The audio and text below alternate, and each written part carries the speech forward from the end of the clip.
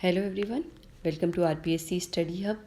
RAS mains question answer की series में हम बात करेंगे आज सीरीज 69 के बारे में, जिसमें हम डिस्कस करेंगे राजस्थान में निर्यात को बढ़ावा देने हेतु राज्य सरकार द्वारा कौन से कदम उठाए गए हैं, राजस्थान इलेक्ट्रिक व्हीकल नीति, इसके अलावा राजस्थान से निर्यात होने वाली वस्तुएँ।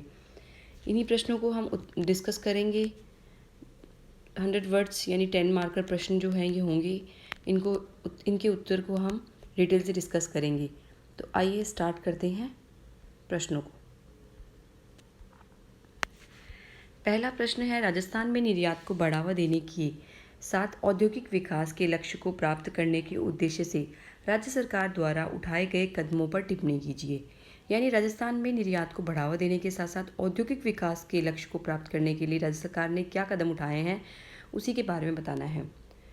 तो स्वतंत्र भारत के प्रारंभिक वर्षों के दौरान राजस्थान को औद्योगिक रूप से पिछड़े राज्य के रूप में जाना जाता था, मगर वर्तमान में वित्तीय वर्ष 2022-23 में राजस्थान के सकल राज्य मूल्यवर्धन में उद्योग क्षेत्र का योगदान प्रचलित मूल्य पर 27.31% रहा, जो राज्य को औद्योगिक रूप से अग्रणी राज्यों के रूप में दर्शाता है तथा वर्तमान में राज्य सरकार द्वारा औद्योगिक गति के साथ साथ निर्यात को बढ़ावा देने के लक्ष्य से निम्न कदम उठाए गए हैं। ठीक है, सबसे पहला है कि सूक्ष्म लघु और मध्यम उद्योग का नवीनतम वर्गीकरण किया गया है।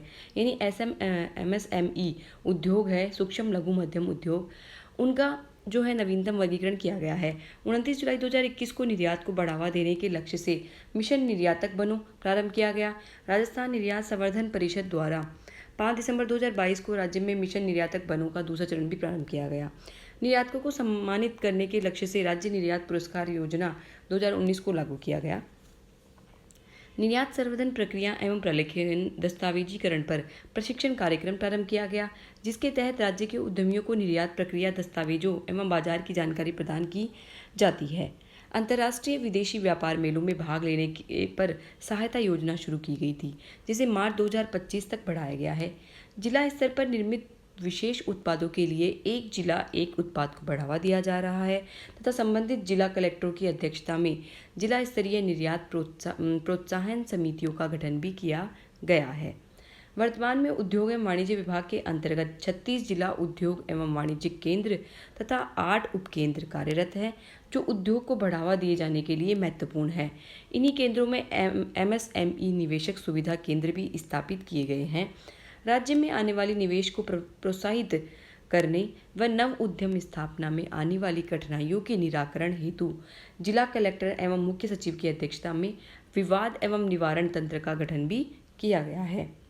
इसके अलावा हम बात करें तो इसके अलावा राज्य के सूक्ष्म एवं लघु उद्यमों के में विलंबित भुगतान के निस्तारण हेतु सूक्ष्म लघु एवं मध्यम उद्यम विकास अधिनियम 2006, औद्योगिक उद्यमिता ज्ञापन, औद्योगिक प्रोत्साहन शिविर, राजस्थान औद्योगिक विकास नीति 2019, राजस्थान निवेश प्रोत्साहन योजना 2019 यानी रिप्स, दस्तकार परिचय पत्र, उद्यम स्थापित करने हेतु प्रक्रियाओं का सरलीकरण, business reform action plan 2022, invest connect programme, single window clearance system.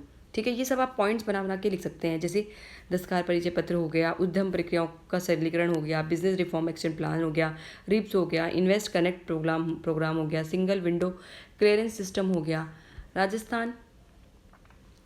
ठीक है, तो इस तरह से जो है ये हमारा उत्तर हो गया।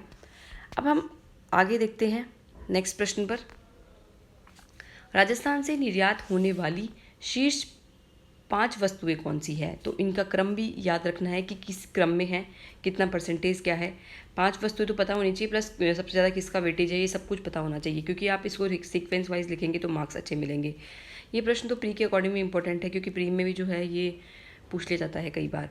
तो अगर हम आरोही क्रम में बात करें तो सबसे ज़्यादा जो हम देखें तो इंजीनियरिंग वस्तुएँ 19.82%, रत्न एवं आभूषण 13.36%, धातु 11.78%, कपड़ा 10.54%, हस्तशिल्प 9.54%। ठीक है, इनका राज्य से होने वाले निर्यात में 65% से अधिक योगदान है। अगर हम पाँचों में देखें तो पाँचों का कंट्रीब्यूशन मिलाकर 65% से भी अधिक है। तो राजस्थान से निर्यात होने वाली शीर्ष 5 वस्तुएं। नेक्स्ट है राजस्थान इलेक्ट्रिक व्हीकल नीति 2022। ठीक है। इलेक्ट्रिक व्हीकल नीति क्या है, इसके बारे में देख लेते हैं। 31 अगस्त 2022 को ये जारी की गई थी। इसकी समयावधि 1 सितंबर 2022 से 5 वर्षों तक है, यानी 2027 तक मान लीजिए। इसका उद्देश्य क्या है? व्यक्तिगत गतिशीलता और सार्वजनिक परिवहन दोनों क्षेत्रों में इलेक्ट्रिक वाहनों को अपनाने में सहायता करना। यानी व्यक्तिगत गतिशीलता तो है ही, साथ में सार्वजनिक परिवहन में भी, दोनों में ही इलेक्ट्रॉनिक वाहन ईवी वाहनों को अपनाने में सहाय करना। स्वच्छ ऊर्जा स्रोतों पर ध्यान केंद्रित करते हुए सभी प्रकार के इलेक्ट्रिक वाहनों की जरूरतों को पूरा करने के लिए इलेक्ट्रिक वाहन चार्जिंग स्टेशन, बैटरी स्वैपिंग स्टेशनों का एक मजबूत नेटवर्क तैयार करना। इसके तहत क्या होगा कि स्वच्छ ऊर्जा स्रोतों पर ध्यान तो केंद्रित करते हुए हम क्या करेंगे, ईवी वाहन जो है उनमें चार्जिंग स्टेशन और बैटरी स्वैपिंग स्टेशनों का भी नेटवर्क तैयार किया जाएगा। राज्य के इलेक्ट्रिक मोबिलिटी क्षेत्र में अनुसंधान एवं विकास तथा कौशल विकास को बढ़ावा देना। ओके। रिप्स 2019 के अंतर्गत उचित प्रोत्साहन प्रदान करके राज्य में इलेक्ट्रिक वाहनों और बैटरियों के विनिर्माण को बढ़ावा देना, ये इसके हो गए उद्देश्य। अगर हम अब शॉर्ट में बात करें, हैंड रिटन में बात करें, मैंने हैंड रिटन में भी इसको करने का प्रयास किया है, तो अब देखते हैं शॉर्ट में कि व्यक्तिगत एवं सार्वजनिक परिवहन में ईवी अपनाने का समर्थन, स्वच्छ ऊर्जा स्रोतों पर ध्यान देते हुए EV charging station, battery swapping network का निर्माण करना, रिसर्च एंड डेवलपमेंट यानी अनुसंधान तथा विकास व कौशल विकास करना, रिप्स के अंतर्गत प्रोत्साहन इसको प्रदान करना। अब लक्ष्य की बात करें तो लक्ष्य में है समयावधि के अंत तक अगले 5 वर्षों में हम क्या करेंगे, कुल 2 पहिया वाहनों में 15%, तिपहिया में 30%, चौपहिया में 5% ईवी के रूप में पंजीकरण करवाने का लक्ष्य है।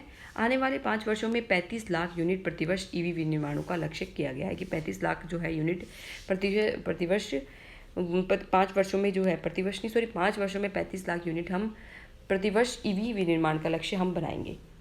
प्रतिवर्ष ही है, ठीक है। 5 वर्षों में प्रतिवर्ष हम 35 लाख यूनिट जो है ईवी का निर्माण करेंगे।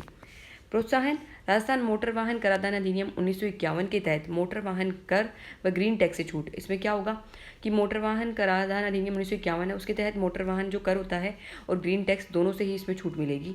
यात्रियों व सामान ले जाने हेतु परमिट से छूट मिलेगी। SGST प्रतिपूर्ति भी इसके अंदर मिलेगी, ठीक है। तो इस तरह से जो है हमने प्रश्नों का डिस्कस किया। So thank you for watching this video. Bye.